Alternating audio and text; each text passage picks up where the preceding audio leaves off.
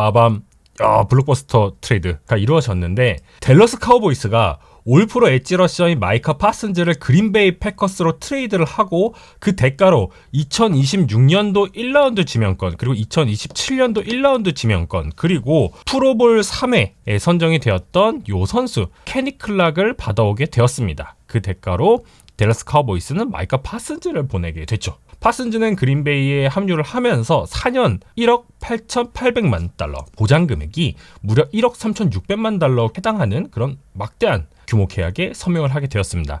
이거를 애뉴얼 셀러리로 환산을 해보면 4,700만 달러에 달한다고 보시면 될 것 같고요. 이것은 쿼터백을 제외한 선수 중에 가장 높은 연봉을 기록하게 된 것이다 라고 보시면 될 것 같습니다.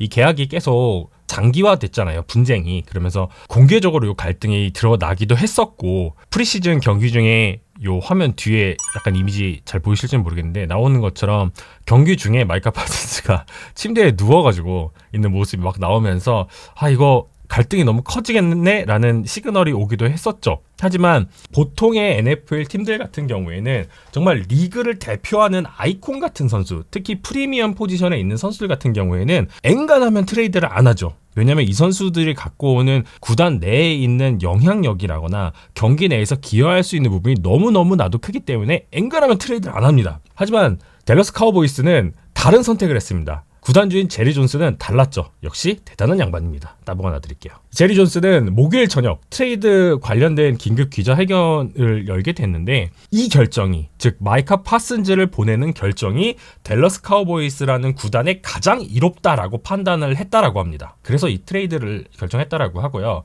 이것은 보편적으로 발생하는 리그의 어떤 주류와 반대되는 그런 결정을 내렸다라고 할 수 있죠. 이것은 제가 좀 후술하겠지만 1989년도에 허셜 워커 트레이드랑 좀 닮아 있어요. 그러니까 리그의 트렌드와 좀 반하는 그런 트레이드를 하는 거. 근데 이 부분은 제가 오늘 방송 아주 뒤쪽에서 좀 이야기를 할 예정이니까 끝까지 들어주시면 좋을 것 같습니다. 아무튼 제리 존스는 정말 예상을 뛰어넘는 엄청난 결정을 하면서 결국 마이카 파슨즈라는 리그의 최고 스타 엣지 러셔를 패커스에 보내게 됐습니다. 마이카 파슨즈는 트레이드 루머가 막 나오기 시작하고 구단의 결정과 관련된 소식이 좀 전해지기 시작했을 때 내부적으로 에이전트를 통해서 나는 카우보이스 측의 연장 계약에 대한 의견을 제안을 했대요. 하지만 제리 존스는 5년차 옵션으로 뛰든가 아니면 떠나라 라는 답변을 내렸다고 합니다. 그래서 파슨즈는 나는 원래 카우보이스에 계속 있고 싶었어. 카우보이스에서 챕터가 끝나지 않길 바랬고 계속 뛰고 싶었지만 모든 게 내가 핸들링할 수 있었던 건 아니다라는 의견을 내보였어요. 그리고 내 마음은 항상 댈러스 카우보이스에 있고 지금도 그렇던데 이 과정 내내 나는 어떤 것도 요구하지 않았음에도 불구하고 나는 공정함 그 이상을 바라지 않았음에도 불구하고 결국에는 카우보이스와 계약 연장에 실패했다라는 의견을 밝혔습니다. 그러면서 댈러스 카우보이스는 드래프트 절차라는 건 구단끼리 일단 합의를 하게 되거든요. 그렇기 때문에 이거는 카우보이스가 자발적으로 최고의 선수를 내보냈다라고 보시면 되겠습니다. 파슨스는 4시즌 동안 올프로 2번 받았고요. 올해의 수비수 최종 후보에 3번 올랐습니다. 굉장하죠? 그리고 색 기록을 보시면 52.5개의 색, 256개의 태클, 9개의 포스트 펌블, 9번의 패스 디펜스, 4번의 펌블 리커버리를 기록했을 정도로 어마어마한 활약을 펼쳤어요. NFL 역사에서 첫 4시즌 연속으로 프로볼에 선정된 선수가 단 3명밖에 없는데 그 중에 한 명이 마이카 파슨즈입니다. 나머지 2명은 에런 도널드랑 패트릭 피터슨이에요. 명예전당에 오를 것이 아주 유력한 선수들이죠. 마이카 파슨즈 역시도 그들의 길을 따라갈 가능성이 굉장히 높은 상황인데 그런 선수를 댈러스 카우보이스는 내쳤습니다. 그리고 그린베이 패커스에 합류를 하게 됐죠. 패커스 같은 경우에는 이 선수의 합류가 좀 많이 절실한 상황이었어요. 최근 몇 년간의 패스러시 강화를 굉장히 열심히 시도를 했는데 어떤 일관된 성과를 내지 못했죠. 그래서 지난해에 쿼터백 프레셔 레시오가 리그에서 20위였습니다. 이게 32.3% 정도에 해당되는데요. 패커스라는 팀의 명성에 비춰봤을 때는 분명히 아쉬운 성과라고 할 수가 있죠. 라샨 게리라는 젊은 주축 선수가 있는데 이 선수에게 완벽한 파트너, 오히려 게리가 조연으로 내려갈 만한 그런 최고의 파트너가 팀에 합류하게 되었습니다. 반면 댈러스 카우보이스 입장에서는 2023년도 1라운드에 지명한 태클 마지 스미스가 기대를 했던 것에 비해서 아쉬운 성과를 보였고 프리시즌 동안에도 좀 약점으로 평가를 받았거든요. 물론 오디기주아와 빠르게 이제 계약을 체결하면서 뭐 이 선수를 중심으로 좀 팀을 돌리려고 하는데 스미스가 많이 아쉬운 상황이기 때문에 아주 검증된 베테랑을 합류시키면서 케니 클락을 합류시키면서 D라인을 보강을 하고 그리고 추가적으로 1라운드 지명권 2장을 확보를 하면서 미래의 지원에 대한 확보를 해두었다라고 정리를 할 수가 있겠습니다. 뭐 리그 전체적으로 좀 살펴보면 파슨즈는 이번 오프시즌 동안 계약 분쟁의 중심에 있었던 선수 중에 한 명이었죠. 그리고 마지막에 해당하는 선수였죠. 그래서 이번 트레이드는 마일즈 게럿, TJ 와트, 트레이 핸드릭슨, 테리 맥로린 같은 선수들과 함께 2025년도 NFL의 초대형 계약 재편 흐름을 완성한 마지막 조각이었다라고 할 수가 있겠습니다. 그리고 이번 계약은 특히 이 엣지 러셔 시장, 맥스 크로스비를 시작으로 해서 마일즈 게럿, TJ 와트, 트레이 핸드릭슨의 계약 조정까지 이어지는 상황에서 마지막 마무리를 딱 완성한 그런 계약이라고 할 수가 있겠습니다. 파슨즈는 나이가 26세예요. 피지컬적으로 정점에 달하는 선수라고 할 수가 있죠. 이 선수를 내친다? 사실 정말 쉽지 않은 선택인데 아무튼 이런 선택을 했습니다. 그리고 이것은 그린베이 패커스 입장에서도 굉장히 의미 있는 트레이드라고 할 수가 있어요. 패커스는 아시다시피 이번 드래프트에서 정말 오랜만에 1라운드에서 와이드 리시버를 지명을 했잖아요. 거기에 더해서 1라운드 지명권을 활용한 트레이드를 정말 오랜만에 했습니다. 언제가 마지막이었냐면은 1992년에 쿼터백 브렛 파브를 애틀랜타 펠컨스에서 영입할 때 사용을 했었거든요. 1라운드 지명권을. 당시에 단장인 론 울프가 1라운드 픽을 펠컨스에 주고 브렛 파브를 데려왔는데 당시에 론 울프가 이 파브를 되게 좋아했어요. 그래서 원래는 그 전년도에 제치 시절에 드래프트에서 지명을 하려고 했었는데 바로 앞순번에서 펠컨스가 낚아챘거든요. 그러면서 파브를 못 데려왔었는데 결국에는 브렛 파브를 그 다음에 곧바로 이제 데려오게 됐습니다. 드래프트 지명권을 주고. 아무튼 패커스가 그동안 해오지 않았던 행보를 보이면서 리그 최고의 엣지 러셔의 마이카 파슨스를 데려왔다라는 부분에 있어도 굉장히 의미 있는 트레이드다라고 할 수가 있겠습니다. 그래서 조금 더 본격적인 어떤 선수에 대한 내용 같은 거는 뒤에서 좀 얘기를 해보고 또 역사적으로 다른 트레이드 사례와 비춰봐서 비교하는 부분도 조금 이따가 해볼게요. 그러면 NFL을 잘 모르시는 분들 또는 최근에 이제 미식축구를 보게 되신 분들한테는 그래서 마이카 파슨즈가 도대체 누군데 이렇게 난리야 라고 하실 수도 있죠. 그래서 마이카 파슨즈가 누군지 간단하게 좀 설명을 드려보면 좋을 것 같아요. 그리고 뭐 카우보이스 팬들이 아니라면 파슨즈라는 선수에 대해서 뭐 자세하게 모르실 수도 있으니까 관련된 내용 전해드리도록 하겠습니다. 한번 정리를 해볼게요. 일단 파슨즈 같은 경우에는 1999년생입니다. 5월 26일생이고요. 현재 만 26세입니다. 펜실베니아 출신이고요. 펜실베니아에서 고등학교 때까지 풋볼을 계속 했는데 라인베커도 했었고요. 그리고 러닝백도 했었습니다. 보통 운동 능력이 굉장히 뛰어난 선수들은 여러 가지 포지션을 다 하거든요. 특히 공수를 다 소화하는 경우도 굉장히 많은데 어쨌든 고등학교 때는 러닝백도 했었다. 정확하게는 엣지 러시였습니다. 디펜시브 엔드와 러닝백을 수행을 했다. 그런데 시니어 시즌에 고등학교 때 러싱 야드를 막 1240야드 뭐 이 정도 찍었대요. 39야드 정도. 엄청나게 잘 뛰는 선수였다. 그래서 ESPN에서는 5성급 리크루트로 전국구의 이름을 날렸던 선수이기도 하고요. 근데 조기 졸업 이후에 펜스테이트를 가게 됐는데 여기에서도 굉장히 좋은 활약을 펼쳤습니다. 그러면서 2021년도 1라운드 12번 픽을 통해서 댈러스 카우보이스에 지명이 됐죠. 그리고 첫 4시즌 모두 최소 12개 이상의 색을 기록하는 엄청난 활약을 펼쳤는데 이 기록을 보유하고 있는 또 한 명의 선수가 NFL 역사상 딱 한 명 더 있습니다. 그 사람이 바로 짜잔 이분 패커스 선배님이신 레지 화이트. 아주 전설적인 분이시죠. 이분이 이 파슨즈가 세웠던 그런 기록을 세웠다라고 할 수가 있겠습니다. 진짜 파슨즈 같은 경우에는 뭐 엣지에서도 굉장히 잘 뛰고 오프볼 라인베커에서도 뛰면서 전천후로 활약을 했죠. 뭐 속도, 뭐 앵글도 굉장히 잘 잡고 핸드 테크닉도 굉장히 뛰어나고 그래서 리그 최고의 엣지 러셔로서 아주 뛰어난 활약을 선보였습니다. 그래서 앞에서 말씀드린 것처럼 2번의 올볼 퍼스트팀에 선정되기도 했었고 세컨드 팀도 한번 선정됐고 4번의 올 프로볼에 선정이 되기도 했었고 2021년도에는 디펜시브 루키 오브 더 이어에 선정이 되기도 했었습니다. 엣지 러셔로서 보여줄 수 있는 최고의 모습을 보여주고 있는 현재 프라임타임에 다다른 선수라고 할 수가 있어요. 그렇기 때문에 이 선수가 너무 대단하다라고 할 수가 있는데 그렇습니다. 약간 이해가 안 되죠? 왜 이 선수를 놓치지? 이 좋은 타이밍에? 라는 생각이 많이 들죠. 데이터적으로 좀 살펴볼게요. 요 그래프 같은 경우에는 엣지 러셔들의 성과를 시각화한 그래프라고 할 수가 있는데 요 X축 같은 경우에는 패스 러시 윈레이트라고 할 수가 있겠습니다. 이것은 엣지가 러시 상황에서 나를 대응하고 있는 블러커 또는 블러커들을 이기고 쿼터백을 향해 돌파하는 비율을 의미합니다. Y축 같은 경우에는 프레셔 레이트입니다. 요 같은 경우에는 특정 엣지 러셔 선수가 실제로 쿼터백에게 얼마나 많은 프레셔를 만들어냈는가를 볼 수 있다라고 보시면 될 것 같아요. 그래서 이 패스러시 윈레이트 같은 경우에는 이게 스냅 이후에 2.5초 이내에 발생하는 내용들만 집계가 됐습니다. 대신에 이 프레셔 같은 경우에는 시간의 조건이 따로 없어요.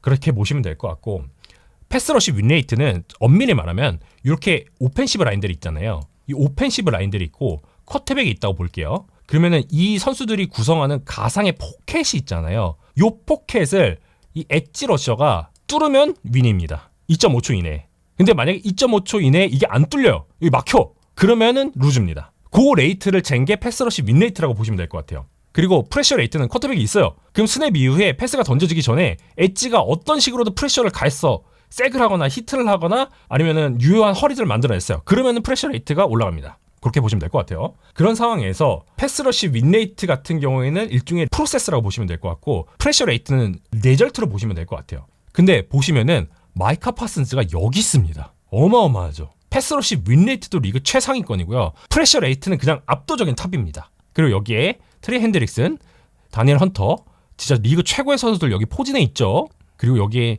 초대형 계약을 맺은 또 한 명의 선수 마일즈 게럿도 여기 있습니다. 맥스 크로스비도 굉장해요.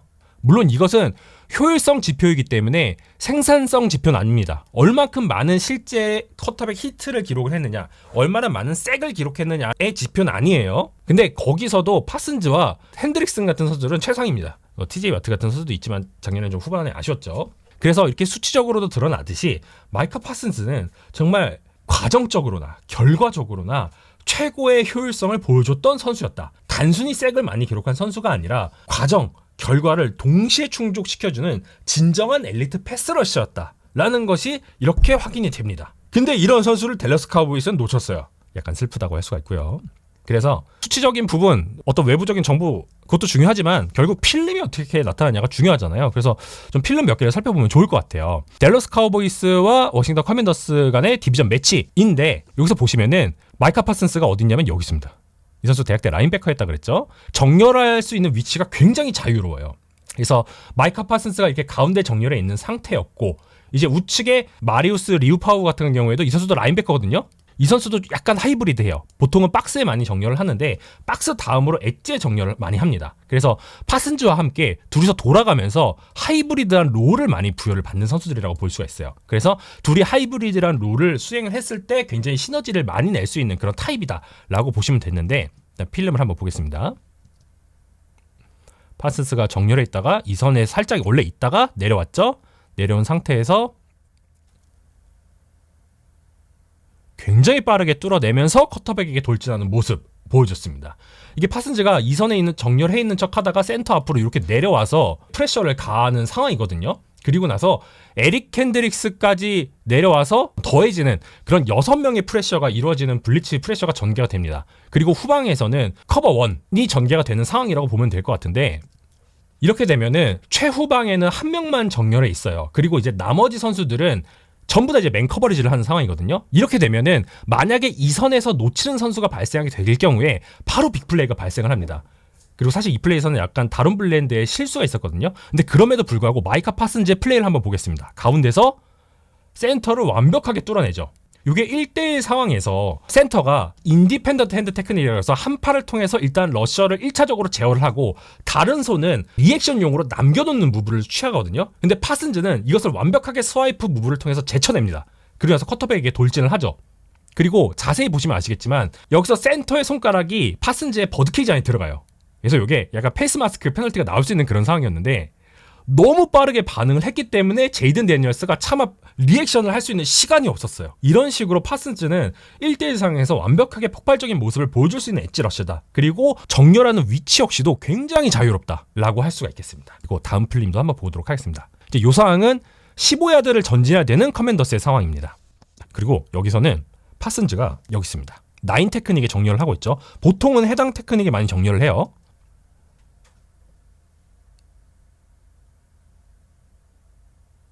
여기서도 굉장히 강렬한 프레셔를 주면서 결국 공격 실패를 유도를 하죠. 다른 앵글에서 한번 볼게요. 이 카우보이스의 라인베커들은 A갭까지 올라와서 블리츠를 할 것처럼 정렬을 했다가 쿼터백 모션을 보고 존드랍을 하죠. 그리고 후방에서는 사실 커버 3 매치 커버리지가 전개가 되고 있었거든요. 그리고 해당 플레이에서는 플레이가 전개가 되면서 카우보이스는 보시면은 라인베커들이 드랍을 하고 포맨 러시를 전개를 합니다. 이때 백필드 자원 요 뒤에 있는 선수가 누구냐면 브라이언 로빈슨입니다. 브라이언 로빈슨 아시죠? 키 185에 몸무게 100kg가 넘는 거구의 러닝백이에요. 이 선수에게 블리츠가 어떻게 들어오든 요것을 대응할 수 있는 패스 프로텍션 옵션으로서 역할을 줍니다. 전개되는 와중에 파슨즈가 오른쪽에 앤드류 와일리랑 1대1을 하죠. 근데 이때 왼쪽 발을 바깥으로 내딛는 척 하면서 안쪽으로 파고듭니다. 이걸 잽스텝이라고 하는데 이 잽스텝을 하면서 와일리의 힙과 어깨를 열게 합니다. 그러면서 백페달을 바깥쪽으로 빠지게 해요. 이렇게 하면은 파슨즈 입장에서는 무게중심이 가운데로 더 쏠리게 되죠. 굉장히 편해지는 환경이 나옵니다. 이렇게 될 경우도 있으니까 브라이언 로빈슨을 이제 추가적인 프로텍션 자원으로 넣는데 방금 보시면 아시겠지만 로빈슨이 힘싸움에서 상대가 안 돼요. 그리고 와일리 같은 경우에는 샘 코스미라는 보험이 있기 때문에 코스미와 로빈슨을 두고 본인은 이제 다른 추가적인 엣지러시에 대응하기 위해서 몸을 틀어요. 근데 파슨즈가 이미 힘싸움에서 이 선수들을 다 이겨버립니다. 그러면서 압박을 가하다 보니까 데니얼스 입장에서는 정확한 패스를 던지기 어려운 상황이 연출이 될 수밖에 없었고요. 결국 이 패스는 실패로 끝나게 됩니다. 카우보이스는 디펜스에 성공을 하게 된 거죠. 이번 필름 같은 경우에는 파슨스가 어디냐? 여기 있습니다. 이번에도 나인 테크닉에 정렬을 해 있는 그런 상황이라고 할 수가 있죠. 그래서 이 플레이는 어떻게 전개가 되냐면 자, 파슨즈의 움직임을 한번 보세요. 맨 위쪽에 있던 파슨즈가 이번에 어떻게 움직일까? 보시면 외곽으로 빠져서 패스 커버리지에 들어갑니다. 이런 식으로 굉장히 다양한 롤을 부여받을 수 있는데 이게 단순히 패스 커버리지를 갖다 해서 끝나는 게 아니라 상대 입장에서는 파슨즈가 이렇게 외곽에 정렬을 해 있으면은 파슨즈가 정렬해 있는 쪽에 인원을 더 투입하려고 하거든요. 그래서 커맨더스의 오펜시브 라인을 보시면 일단 하프 슬라이드 프로텍션을 가져갑니다. 보시면은 왼쪽에 레프트 태클은 1대1로 들어오는 패스 러셔를 맡게 되고요. 나머지 선수들은 크게 이제 오른쪽으로 움직이면서 대응을 하게 되죠. 하지만 파슨즈는 패스 커버리지를 하기 위해서 빠졌어요. 근데 이 상황에서 댈러스 카우보이스는 세이프티를 블리츠에 투입을 시키면서 상대 쿼터백에게 유효한 프레셔를 가하게 됩니다. 이렇게 말이죠. 보통 이게 하프 슬라이드 프로텍션을 하게 되면은 A갭이나 B갭에 반드시 큰 공간이 발생이 돼 있거든요. 이것을 역용한 것이죠. 그래서 단순히 마이카 파슨즈는 패스 러셔로서 뛰어난 역할을 담당할 수 있을 뿐만 아니라 하이브리드란 롤을 부여받아서 커버리지까지 담당을 하고 상대 입장에 숫자 싸움에서 2점을 가져가는 전술적 우위까지 가져갈 수 있는 역할까지 할 수가 있습니다. 그래서 단순히 이런 선수는 색을 잘하고 패스러셔를 잘하고 운동 능력이 좋아서 선택을 해야 되는 것이 아니라 디펜스 전술을 운영하는 데 있어서 부여할 수 있는 역할과 상대에 대한 억제력이 너무 강하기 때문에 이런 선수들은 보통 팀들은 가져가요. 당연하겠지만 가져갑니다. 일관성, 효율성, 생산성, 역할적 다양성을 가져갈 수 있는 선수가 진짜 없어요, 별로. 그래서 파슨스가 고평가가 되는 거고 그래서 이 트레이드가 매우 중요하다라고 말씀을 드리는 것입니다. 이런 부분들 때문에 파슨즈가 굉장히 압도적인 어떤 효율성 지표 같은 것을 기록할 수 있었다라고 할 수 있고 또한 이런 선수가 굉장히 좋은 활약을 펼치면서 라커룸에서 굉장히 강한 위닝 컬처를 만들어주는데도 기여를 할 수가 있잖아요. 그래서 진짜 프리미엄 포지션의 최고의 선수들 같은 경우에는 유형, 무형의 가치가 너무나도 크다. 그래서 보통은 잡는다라고 할 수 있습니다. 그래서 정말 많은 평론가들이 현재 이 트레이드는 패커스에게 굉장히 좋은 트레이드였다라고 평가를 하시는 거죠. 자, 그래서 좀 역사적으로 좀 이런 트레이드, 대형 트레이드가 있었는데 다른 형태의 사례를 좀 살펴보면 좋을 것 같아요. 일단 칼릴 맥 트레이드부터 살펴보도록 하겠습니다. 1991년생이고요. 현재는 LA 차저스에서 뛰고 있죠. 칼릴 맥은 원래 2014년도에 NFL 드래프트를 통해서 당시 오클랜드 레이더스에게 1라운드 5번 픽으로 지명이 됐습니다. 그리고 나서 디펜시브 플레이어 오브 더 이어를 2016년도에 받았죠. 7번의 프로를 받았고요. 3번의 퍼스트팀 올프로에 선정이 됐습니다. 그리고 진짜 특이한데 엄밀히 말하면 4회입니다. 연도로 따지면 3회인데 횟수로 따지면 4회입니다. 아니 이게 무슨 소린가요? 라고 하실 수 있는데 진짜 드물게 2015년도에 칼릴 맥 같은 경우에는 한 시즌에 올프로를 아웃사이드 라인베커와 디펜시브 엔드 2개를 받았어요. 진짜로. 한 시즌에 같은 올프로를 두 포지션에서 받은 진짜 말도 안 되는 업적을 기록한 그런 선수입니다. 그랬는데 이 칼릴 맥을 시카고 베어스가 막대한 대가를 주고 데려오게 되죠. 칼릴 맥이 원래 2018년도에 레이더스와 새로운 계약을 체결하길 원했어요. 근데 이게 원활하게 이루어지지 않았죠. 그러면서 프리시즌 내내 홀드아웃을 이어갔는데 결국에는 레이더스는 이제 맥을 보내주고 시카고 베어스로부터 이 지명권을 받아오는 형태의 트레이드를 가져가게 되었습니다. 그래서 레이더스 같은 경우에는 1라운드 2장, 6라운드 1장, 그리고 3라운드 1장 요거를 받게 됐고 칼릴 맥 그리고 이제 2라운드 한 장, 5라운드 한 장 이렇게 받게 됐습니다. 그래서 이런 진짜 블록버스터급 딜을 하게 됐고 그리고 맥은 당시에 베어스와 함께 6년 1억 4,100만 달러 당시에는 가장 높은 NFL에서 가장 높은 수비수로서의 연봉을 받게 되었습니다. 그리고 이게 왜 중요한가? 지금 보시면 이게 시카고 베어스의 2010년도 이후의 성적표입니다. 2018년도에 칼릴 맥이 합류했다고 했죠. 칼릴 맥이 합류하기 전까지 시카고 베어스는 4시즌 동안 연속으로 꼴찌를 했습니다. 진짜 말도 안 되게 꼴찌를 했어요. 진짜 암흑기를 보내고 있었는데 칼릴 맥이 합류를 하고 칼릴 맥뿐만 아니라 사실 여기에는 맷 내기의 역할도 굉장히 컸는데 맷 내기가 합류하고 나서 곧바로 1위가 됩니다. 디비전 1위. 12승 4패. 당시엔 경기가 16경기였죠. 그리고 플레이오프까지 진출하게 됩니다. 진짜 어마어마했어요. 칼릴 맥 당시 필름 보시면 아시겠지만 막 한 손으로 태클을 그냥 날려버리는 막 이런 플레이도 막 보였거든요. 그러면서 한 경기 중에 심지어 한 하프에서 색과 포스트 펌블과 펌블 리커버리와 인터셉션과 터치다운을 모두 기록한 그런 말도 안 되는 기록을 세우기도 했습니다. 그리고 14경기에 뛰면서 12.5개의 색을 만들어냈고요. 6개의 포스트 펌블을 만들어냈고요. 2개의 펌블 리커버리가 있었고 4번의 패스 디플렉션과 1번의 인터셉션 터치다운까지 있었습니다. 픽식스까지 있었어요. 진짜 최고의 활약을 펼쳤죠. 하지만 다들 아시다시피 시카고 베어스 같은 경우에는 쿼터백 이슈가 있었죠. 미첼 트루비스키라고. 그러면서 결국 칼릴 맥은 시카고 베어스와 작별을 하고 LA 차저스로 팀을 다시 옮기게 됩니다. 이런 상황이 있었고요. 하지만 당시에 칼릴 맥의 트레이드는 정말 리그에 시사하는 바가 컸어요. 리그를 지배할 수 있는 패스러셔가 팀에 합류를 했을 때 이 팀의 디펜스의 퀄리티를 얼만큼 올릴 수 있는가를 제대로 증명한 그런 한 해를 보냈습니다. 대단했어요. 당시 시카고 베어스의 디펜스는 진짜 막강했습니다. 자, 요런 케이스가 있었고요. 자, 이 케이스를 살펴보면 지금 마이카 파슨즈의 트레이드가 가져올 여파를 정말 긍정적으로 많이 기대를 할 수가 있는 패커스의 상황이다라고 볼 수가 있죠. 그런 상황이고 요거 하나만 더 얘기를 하면 좋을 것 같아요. 이 선수가 허셜 워커라는 선수입니다. 좀 옛날 선수라서 모르시는 분들이 많을 수도 있는데 NFL을 좀 오래 보셨던 분들은 모를 수가 없는 이름이긴 합니다. 이 허셜 워커 같은 경우에는 이 트레이드의 주인공도 댈러스 카우보이스였어요. 지금은 저희가 댈러스 카우보이스의 트레이드를 좀 카우보이스 입장에서 아쉽게 생각을 하고 있고 그렇게 평가를 하고 있지만 사실 이건 댈러스 카우보이스가 엄청나게 승리를 했던 트레이드라고 할 수가 있겠습니다. 이 허셜 워커가 누구냐? 허셜 워커 같은 경우에는 조지아 대학교 출신입니다. 그 하이즈만 트로피까지 받았던 진짜 대학교에서 전설적으로 활약했던 그런 선수인데 원래 대학교가 끝나고 나서 NFL을 가려고 했어요. 근데 당시에는 대학교를 졸업해야만 드래프트에 신청을 할 수 있었다라는 규정이 있었거든요. 그래가지고 당시에는 바로 NFL로 합류하지 않고 USFL에 합류를 하게 됐습니다. 그러면서 거기서 이제 뉴저지 제너럴스라는 팀에 합류를 하면서 3시즌 동안 뛰었고 굉장히 많은 명성을 날렸거든요. 그리고 나서 이제 NFL에 합류를 하게 됐는데 그러니까 리그가 해체가 됐어요. 그래서 합류를 하게 됐는데 카우보이스에 영입이 되게 됩니다. 그러면서 굉장히 오랫동안 1997년까지 활약을 하게 되었었는데요. 4개 팀을 거쳤고 1987년이랑 1988년에 올프로에 선정이 됐습니다. 그래서 당시에 정말 뛰어난 활약을 보였던 러닝백이었다라고 할 수가 있는데요. 심지어 기간도 트로이 에이크먼이랑 겹쳐요. 근데 에이크먼보다 당시에는 주인공이 허셜 워커였습니다. 그 정도로 좋은 활약을 펼쳤던 선수인데 당시에 미네소타 바이킹스가 있었습니다. 이게 좀 재밌는데 카우보이스 같은 경우는 70년대 이후에 계속 내리막을 걷던 팀이었어요. 그런 상황이었고 바이킹스 같은 경우에는 좀 뭔가 한 끗이 계속 모자라가지고 대권에 도전하지 못하는 그런 상황이 연속해서 발생을 했습니다. 그리고 카우보이스는 말씀드렸던 것처럼 전성기에서 내려오고 있었고 88년도 당시에는 3승 13패였습니다. 리그 전체 꼴찌. 그래서 요걸 바탕으로 트레이 에이크먼을 지명을 했죠. 그럼에도 불구하고 에이크먼은 좋은 활약을 못 펼쳤습니다. 근데 반대로 허셜 워커 같은 경우에는 1989년에도 올프로에 해당하는 퍼포먼스를 선보일 정도로 아주 좋은 활약을 펼쳤죠. 그랬는데 1989년 시즌에 새로 부임한 단장 겸 감독이었던 지미 존슨 같은 경우에는 팀을 리빌딩하기 위해서 워커를 트레이드 매물로 내놨습니다. 그러면서 진짜 블록버스터급 트레이드를 이제 준비를 하게 되는데 바이킹스가 뭔가 아쉬웠다라고 말씀을 드렸잖아요. 근데 당시에 바이킹스는 러닝백만 있으면 돼. 올프로급 러닝백만 있으면 되겠다라는 판단을 했던 거예요. 그러면서 바이킹스는 당시에 5명의 선수랑 3개의 드래프트 지명권이랑 5개의 조건부 지명권, 다시 말씀드릴게요.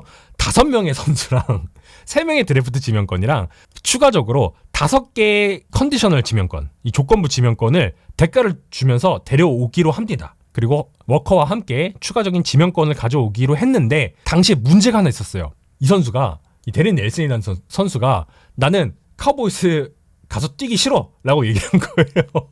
당시에도 제가 앞에서 설명드렸던 이 트레이드 조건 조항의 SPC 자체에는 지금처럼 구단이 일방적으로 트레이드가 가능했습니다. 그리고 트레이드 자체는 선수 동의가 없어도 가능한 그런 상황이었는데 당시에 넬슨이 리포트를 안 하겠다 그런 거예요. 새로운 팀에, 카우보이스에. 근데 이렇게 되면은 팀들은 트레이드를 무효화하거나 다른 보상픽들을 추가를 해서 구조를 수정하는 과정을 거쳤어야 됩니다. 그래서 그때 끼어든 팀이 샌디에고 찾았습니다. 그래서 이런 말도 안 되는 트레이드가 이루어졌어요. 당시에는 세 팀이 얽혀서 이 트레이드가 진행이 됐습니다. 그래서 요거는 제가 이 레딧에서 가져온 트레이드 트리인데 그 트레이드를 통해서 미네소타 바이킹스가 얻은 것, 차저스가 얻은 것, 그리고 댈러스 카우보이스가 얻은 것 이런 말도 안 되는 트레이드가 이루어졌습니다.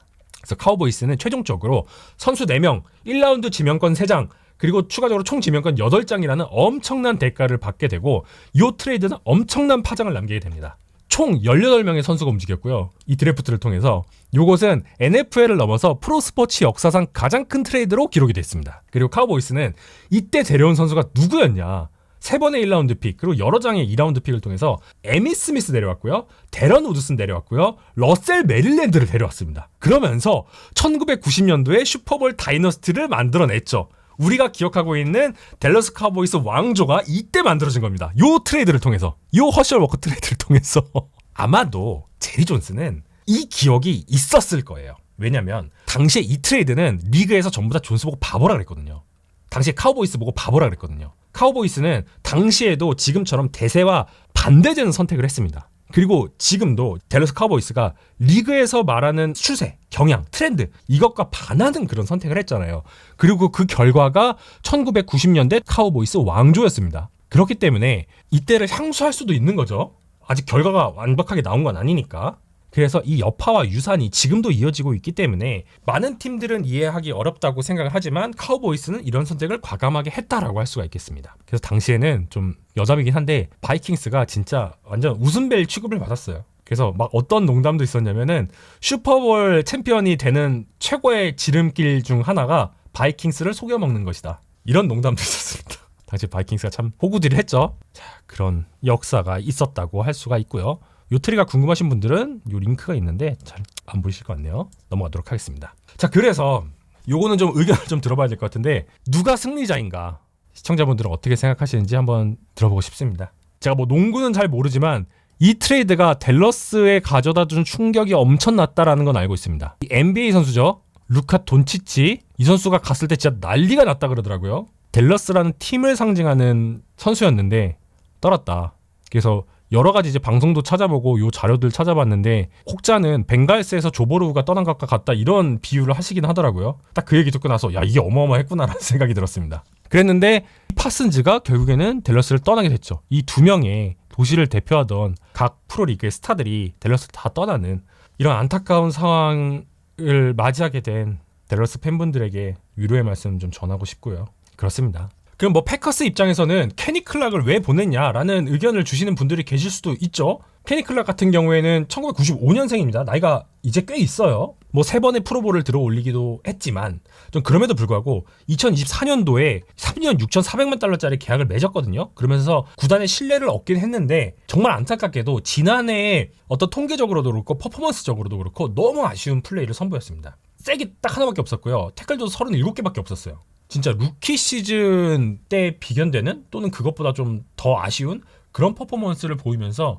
어떤 실질적인 프레셔 생산성도 엄청 줄었고요. 그리고 효율성도 엄청나게 떨어졌습니다. 또한 이 제프 해플리 시스템에서 제대로 이제 적응하지 못한다는 그런 부분 뚜렷하게 드러났고, 그러니까 패커스의 새로운 디펜스 시스템에 제대로 정착하지 못하는 부분들도 있었고, 코인저리 이런 것도 좀 시즌 내내 영향을 끼쳤다라는 부분도 있었기 때문에 패커스 같은 경우에는 캐리 클락을 묶어서 보낼 수밖에 없었던 그런 상황이라고 할 수가 있고요. 어쨌든 뭐 제리 존스 같은 경우에는 러싱 디펜스 보강을 하기 위해 한 전략적인 선택이었다라는 의견을 피력하긴 했는데 사실 이 의견에 동의하실 분들이 엄청나게 많지는 않을 것 같아요. 아무리 런이 중요한 리그라고 할지라도 결국 NFL에서 현대 풋볼을 이끄는 전술적 중심점은 구심점은 누가 뭐래도 쿼터백이고, 쿼터백을 가장 일선에서 최우선적으로 압박할 수 있는 선수는 엣지 러셔입니다. 그렇기 때문에 많은 분들이 이 트레이드에 대해서 굉장히 의아한 시선을 카우보이스 쪽에 보내고 계신 거죠. 자, 그렇습니다. 그래서 저 역시도 뭐 이 트레이드는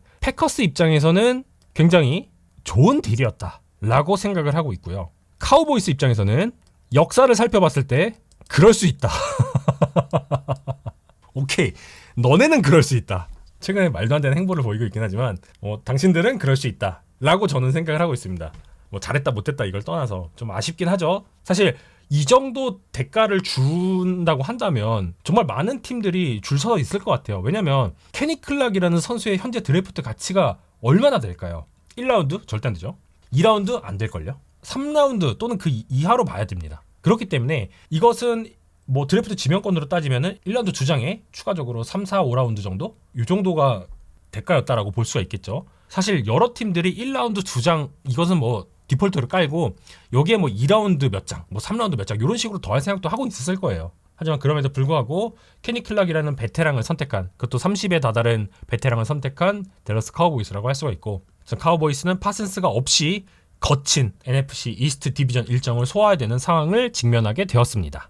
자, 그래서 오늘 이렇게 여러 가지 이야기, 마이카 파슨즈에 대해서, 그리고 NFL에서는 트레이드가 어떤 식으로 이루어지는가, 그리고 마이카 파슨즈는 왜 좋은 선수인가, 어떤 데이터적인 측면, 필름적인 측면 살펴봤고요. 그리고 뭐 마이카 파슨즈의 트레이드에 비견되는 칼릴 맥의 트레이드, 댈러스 카우보이스가 왜 이런 선택을 했을까를 좀 이해해보기 위해서 과거에 있었던 허셜 워커 트레이드까지 살펴봤습니다. 그래서 오늘 준비한 내용이 이 마이카 파슨즈라는 선수를 중심으로 이루어진 이 블록버스터 트레이드를 이해하는데 시청자분들의 좀 도움이 됐으면 좋겠다라는 생각이 들어서 이렇게 내용 준비를 했고요.